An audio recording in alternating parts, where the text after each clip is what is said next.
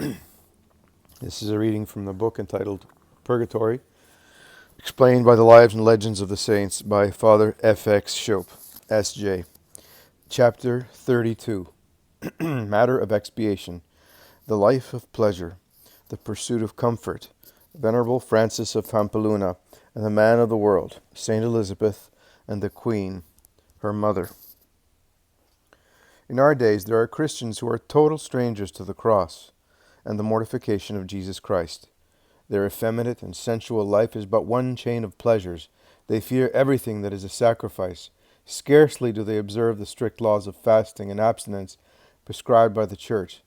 Since they will not submit to any penance in this world, let them reflect on what will be inflicted upon them in the next. It is certain that in this worldly life they do nothing but accumulate debts. Since they omit to do penance, no part of the debt is paid, and a total is reached that affrights the imagination. The venerable servant of God, Francis of Pampeluna, who was favored with several visions of purgatory, saw one day a man of the world who, although he had otherwise been a tolerably good Christian, passed 59 years in purgatory on account of seeking his ease and comfort. Another passed 35 years there for the same reason.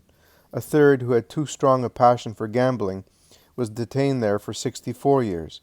Alas, these injudicious Christians have allowed their debts to remain before God, and those which they might so easily have acquitted by works of penance, they have had to pay afterwards by years of torture. If God is severe towards the rich and the pleasure-seekers of the world, he will not be less so towards princes, magistrates, parents, and in general towards all those who have the charge of souls and authority over them.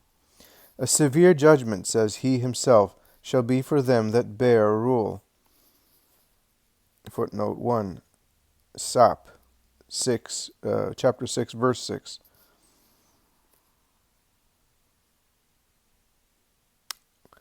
I guess sap might mean wisdom. Lawrence Surius relates, footnote 2, Merveille 93, how an illustrious queen, after her death, bore witness to this truth. In the life of Saint Elizabeth, Duchess of Thuringia, it is said that the servant of God lost her mother Gertrude, Queen of Hungary, about the year 1220. In the spirit of a holy Christian daughter, she gave abundant alms, redoubled her prayers and mortifications, exhausted the resources of her charity for the relief of that dear soul. God revealed to her that she had not done too much. One night, the deceased appeared with a sad and emaciated countenance. She placed herself on her knees next to the bed and said to her, weeping, "My daughter, you see at your feet your mother, overwhelmed with suffering. I come to implore to you to multiply your suffrages, that divine mercy may deliver me from the frightful torments I endure. Oh, how much are those to be pitied who exercise authority over others! I expiate now the faults that I committed upon the throne. Oh, my daughter, I pray you, by the pangs I endured when bringing you into the world, by the cares and anxieties which your education cost me, I conjure you to deliver me from my torments."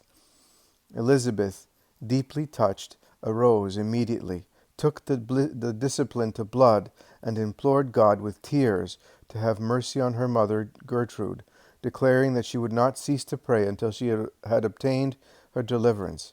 Her prayers were heard. Let us here remark that in the preceding example there is spoken of a queen only. How much more severely will kings, magistrates, and all superiors be treated whose responsibility and influence are much greater. Chapter 33. Matter of Expiation. Tepidity. Saint Bernard and the Religious of Citeaux. Venerable Mother Agnes and Sister de Haute-Villars. Father Surin and the Religious of Loudun. Good Christians, priests, and religious who wish to serve God with their whole hearts must avoid the rock of tepidity and negligence. God will be served with fervor. Those who are tepid and careless excite his disgust. He even goes so far as to threaten with his malediction those who perform holy actions in a careless manner. That is to say, he will severely punish in purgatory all negligence in his service. Among the disciples of Saint Bernard, who perfumed the celebrated valley of Clairvaux with the odor of their sanctity, there was one whose negligence sadly contrasted with the fervor of his brethren. Notwithstanding his double character of priest and of religious, he allowed himself to sink into a deplorable state of tepidity. The moment of death arrived, and he was summoned before God without having given any token of amendment. Whilst the Mass of Requiem was being celebrated, a venerable religious of uncommon virtue learned, by an interior light, that though the deceased was not eternally lost, his soul was in a most miserable condition. The following night the soul appeared to him in a sad and wretched condition. "Yesterday," he said, "you learned my deplorable fate. Behold now the tortures to which I am condemned in punishment for my culpable tepidity." He then conducted the old man to the edge of a large, deep pit, filled with smoke and flames. "Behold the place," said he, "where the ministers of divine justice have orders to torment me. They cease not to plunge me into this abyss, and draw me out only to precipitate me into it again, without giving me one moment's respite." The next morning the religious went to St. Bernard to make known to him his vision. The holy abbot, who had had a similar apparition, received it as a warning from heaven to his community. He convened a chapter and with tearful eyes related the double vision, exhorting his religious to succor their poor departed brother by their charitable suffrages, and to profit by this sad example, to preserve their fervor, and to avoid the least negligence in the service of God. Rossignol, Merveille 47. The following instance is related by Monsieur de Lantage in the life of Venerable Mother Agnes of Langeac, a Dominican religious. Footnote, October 19th. Whilst this religious was one day praying in choir, a religious whom she did not know suddenly appeared before her, miserably clad and with a countenance expressive of the deepest grief. She looked at her with astonishment, asking herself who it might be, when she heard a voice saying distinctly, "It is Sister de Hautevillard." Sister de Hautevillard had been a religious in the monastery at Puy, and had died about 10 years previous to this vision. The apparition said not a word, but showed sufficiently by her sad countenance how greatly she stood in need of assistance. Mother Agnes understood this perfectly, and began from that day to offer most fervent prayers for the relief of this soul. The deceased was not content with the first visit. She continued to appear for the space of 3 weeks, almost everywhere and at all times, especially after Holy Communion and prayer, manifesting her sufferings by the doleful expression of her countenance. Agnes, by the advice of her confessor, without speaking of the apparition, asked her prioress to allow the community to offer extra prayers for the dead for her intention. Since, notwithstanding these prayers, the apparitions continued, she greatly feared some delusion. God, however, designed to remove this fear. He clearly made known to his charitable servant, by the voice of her angel guardian, that it was really a soul from Purgatory, and that she thus suffered for her negligence in the service of God. From the moment these words were uttered, the apparitions ceased, and it is not known how long that unfortunate soul may have had to remain in Purgatory. Let us cite another example, qualified to stimulate the fervor of the faithful. A holy religious named Mary of the Incarnation of the convent of the Ursulines in Loudun appeared, some time after her death, to her superior, a woman of intelligence and merit, who wrote the details of the apparition to Father Surin of the Company of Jesus. On November the 6th, she wrote, between 3 and 4 o'clock in the morning, Mother of the Incarnation stood before me, with an expression of sweetness on her countenance that appeared more like that of humility than of suffering. Yet I saw that she suffered much. When I first perceived her near me, I was seized with great fright, but as there was nothing about her that inspired fear, I soon felt reassured. I asked her in what state she was, and if we could render her any service. She replied, "I satisfy divine justice in Purgatory." I begged her to tell me why she was detained there. Then, with a deep sigh, she answered, "It is for being negligent in several common exercises, a certain weakness by which I allowed myself to be led by the example of imperfect religious. Finally, and especially, the habit which I had of retaining in my possession things of which I had no permission to dispose, and of making use of them to suit my needs and natural inclinations. Ah, if religious knew," continued the good mother, "the wrong they do their souls by not applying to themselves to perfection and how dearly they shall one day expiate the satisfactions which they give themselves contrary to the light of their consciences. Their efforts to do violence to themselves during life would be very different. Ah, God's point of view is different from ours. His judgments are different. I asked her again if she could do anything to relieve her sufferings. She replied, I asked her again if we could do anything to relieve her sufferings. She replied, I desire to see and possess God, but I am content to satisfy His justice as long as it shall please Him. I asked her to tell me whether she suffered much. My pains, she replied, are incomprehensible to those who do not feel them. Saying these words, she drew near my face to take leave of me. It seemed as though I was burned by a coal of fire, although her face did not touch mine, and my arm, which had barely grazed her mantle, was burned and caused me considerable pain. A month later, she appeared to the same superior to announce her deliverance. Chapter 34. Matter of expiation. Negligence in Holy Communion. Louis of Blois, St. Magdalene de Pazzi, and the departed soul in adoration. To tepidity is allied negligence in the preparation for the Eucharistic banquet. If the Church unceasingly calls her children to the holy table, if she desires that they communicate frequently, she always intends that they should do so with that fervor and piety which so great a mystery demands. All voluntary neglect in so holy an action is an offense to the sanctity of Jesus Christ, an offense which must be repaired by a just expiation. Venerable Louis of Blois, in his Miroir Spirituel, speaks of a great servant of God who learned in a supernatural manner how severely these faults are punished in the other life. He received a visit from a soul in purgatory, imploring his aid in the name of friendship by which they had formerly been united. She endured, she said, horrible torments for the negligence with which she had prepared for Holy Communion during the days of her earthly pilgrimage. She could not be delivered but by a fervent communion which would compensate for her former tepidity. Her friend hastened to gratify her desire, received Holy Communion with great purity of conscience and with all the faith and devotion possible, and then she saw the Holy Soul appear, brilliant, with an incomparable splendor, and rise towards heaven. Footnote, Merveille 44. In the year 1589, in the monastery of St. Mary of the Angels, in Florence, died a religious who was much esteemed by her sisters in religion, but who soon appeared to St. Magdalene de Pazzi to implore her assistance in the rigorous purgatory to which she was condemned.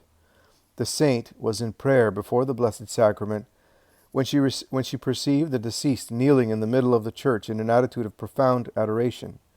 She had around her a mantle of flames that seemed to consume her, but a white robe that covered her body protected her, in part, from the action of the fire.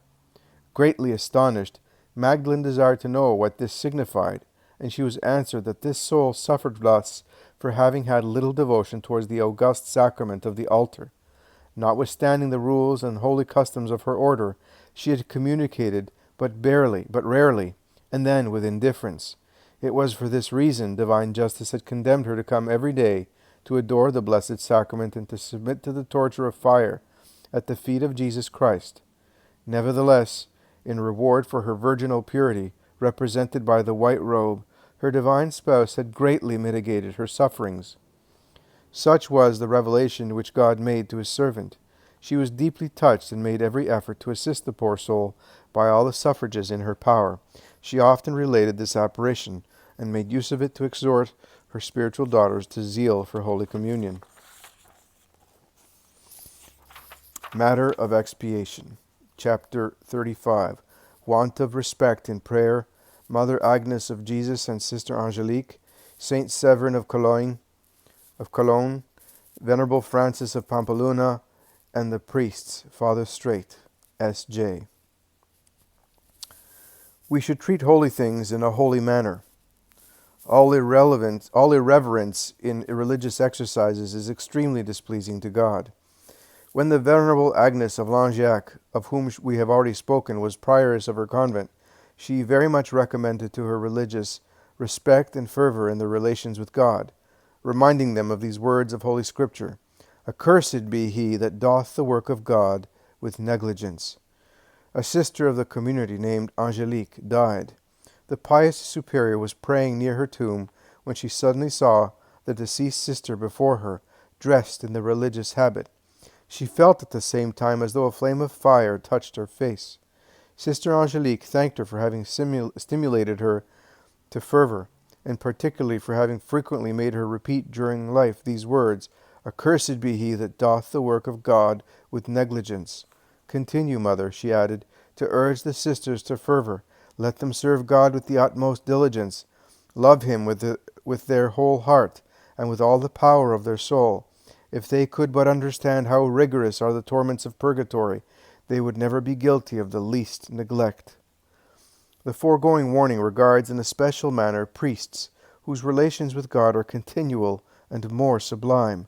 Let them, therefore, remember it always, and never forget it, whether they offer to God the incense of prayer, whether they dispense the divine treasures of the sacraments, or whether at the altar they celebrate the mysteries of the body and blood of Jesus Christ. See what St. Peter Damian relates in his 14th letter to Desiderius. Merveille 37. Saint Severin, Archbishop of Cologne, edified his church by an example of all virtues. His apostolic life, his great labors for the extension of God's kingdom and souls, have merited for him the honors of canonization. Nevertheless, after his death he appeared to one of the canons of his cathedral to ask for prayers.